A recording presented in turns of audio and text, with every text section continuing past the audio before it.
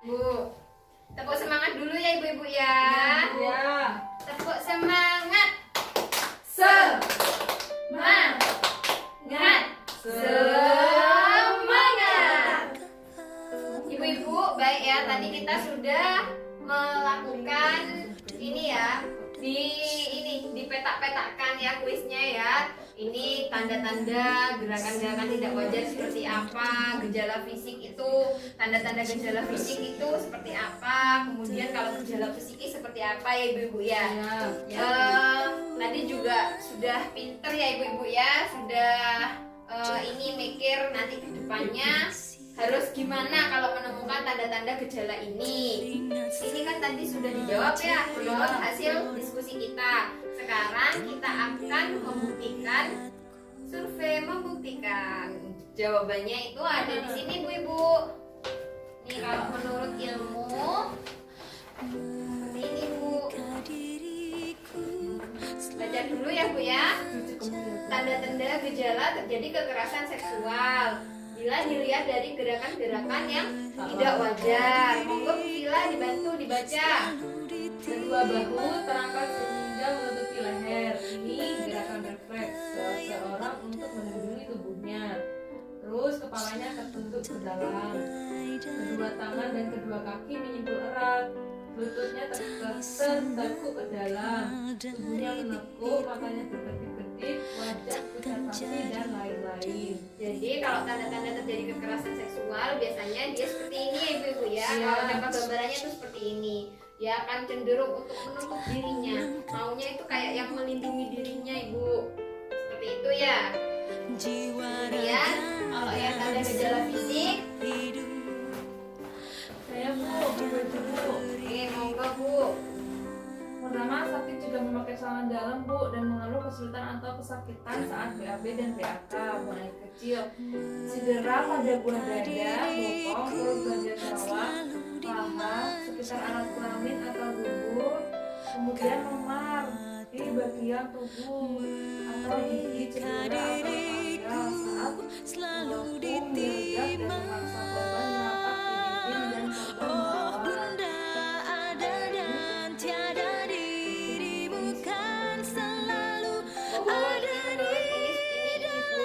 Ini adalah pendapat dari seorang peneliti bahasa tubuh Bu, namanya David Given. Jadi ini sudah tanda-tanda yang sudah dari penelitian Bu. Oh iya Gitu, Bu, ya. ya maklum ya Bu. Oke. Rasa panas dan nyeri di area genital. Genital itu ini Bu, yang di dalam celana dalam itu Bu, yang depan sama belakang. Iya, yang depan itu namanya genital Bu. Dalamnya Atau apa alat itu? kelamin. Ya. Oh, dan terasa sakit jika disentuh. Kemudian cara jalan yang tak wajar agak mengangkat. Oh, mengangkat itu kayaknya dulu ya Bu. Iya, jadi jalannya tuh gini Bu. Kan biasanya kalau normal tuh gini Bu. Itu jadi jalannya tuh agak gini. Itu berarti kan ada sesuatu atas menahan sakit gitu kan Bu. Kemudian itu terakhir ditemukan bekas bercak darah atau cairan di celana dalam anak dan kemungkinan ditemukan bagian pakaian yang seperti atau kancing yang lepas karena Ya, jadi itu tanda-tanda terjadi kekerasan seksual kalau dari gejala fisik. Kalau dari gejala psikis, monggo juga dibantu jawab baca juga. Tanda kegagalan psikis. Pertama, anak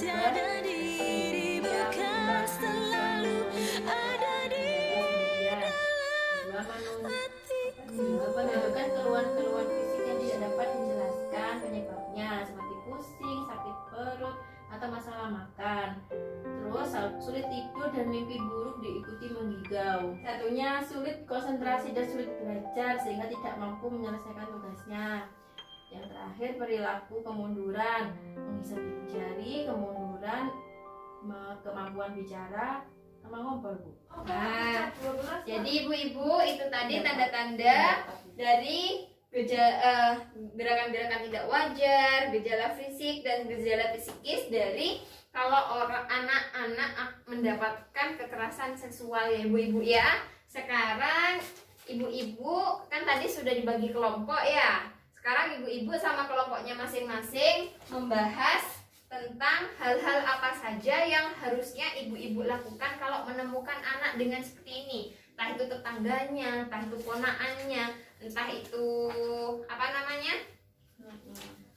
Ini anaknya sendiri ya Bu ya. Monggo, Bu. Bilang Bu. Ya, boleh. Ya. Iya. Memang kita ndak mau seperti itu. Siapa yang mau kayak gitu? Cuma kalau sampai ada kayak gitu terus kita ndak tahu ini apa. Oh iya. Nah, makanya fungsinya sekolah PKH itu Bu. Kasihan anak kita kalau dari kecil kayak gitu, kita ini yang nggak tahu sebagai orang tua. Jadi kalau kita kan sudah sekolah PKH ya, sudah dapat pengetahuan ilmu tentang ini, monggo Bu dibahas sama anggota kelompoknya, dituliskan dulu apa saja, nanti disebutkan ya ibu-ibu ya. Jika terjadi tanda-tanda kekerasan tersebut, apa kira-kira yang saudara lakukan? Bu, Ya, apa Bu? tadi Bu, dibawa ke puskesmas Bu. Enggak ke puskesmas. Terus kayak gitu. Jadi anak ya bagus ya Bu Vila ya. Iya. Nanti kalau sudah terjadi kayak gitu kita tahu dibawa ke puskesmas ya Bu Vila ya. Iya. Kemudian yang lain Bu. Kalau saya ini kayaknya Bu, saya Diem. ya nggak diem Bu, kan bingung. Mungkin saya nanyain dulu anaknya, saya beri pendekatan dulu, ditanya ada apa, mungkin gitu Bu, ditanyain sama anaknya. Bagus ya Bu Iya. Ike ya. Jadi dideketin ya anaknya ya.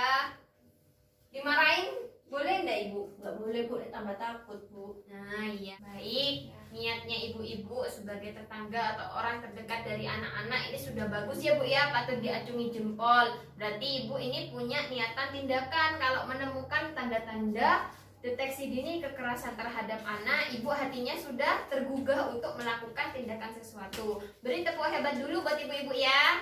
Tepuk hebat. Hebat, hebat. Hebat, hebat. Hebat. Terus sekarang kita akan belajar ya Bu ya, bagaimana cara yang tepat untuk menangani kalau tindakan apa yang tepat untuk kita yang udah tahu ini, kalau tahu deteksi dini kekerasan terhadap anak. Jadi Bu, ini sikap dan perilaku orang tua jika anak mengalami gejala kekerasan seksual.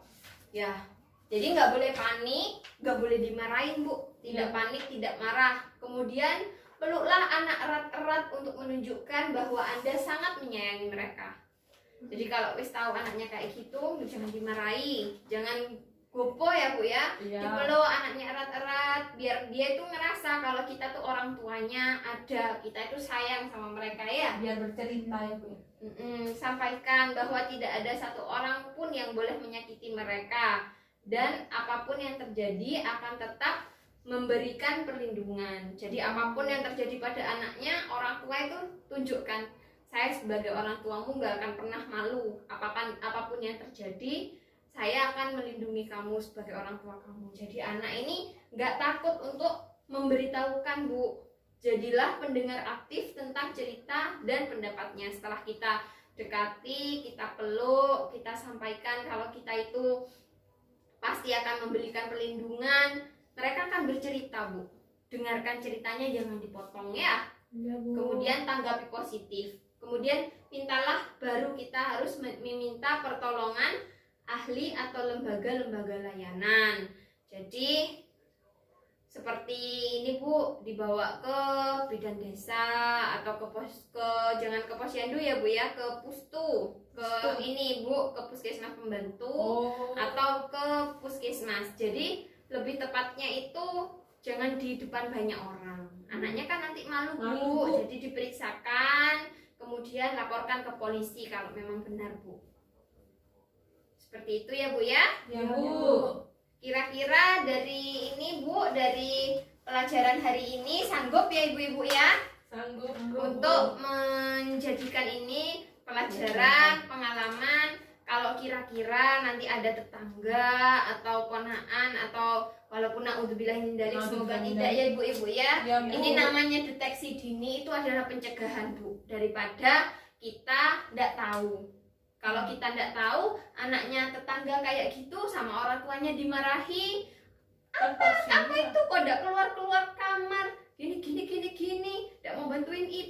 ternyata dia habis mengalami kekerasan seksual. Itulah tujuannya kenapa kita belajar hari ini ya ibu-ibu ya, untuk diterapkan, ilmunya dibagikan ke tetangga, ke saudara. Sekolah PKH itu ada gunanya ya Bu ya. Nanti dilanjutkan dengan cara pencegahan kekerasan yang terjadi di keluarga dan di masyarakat.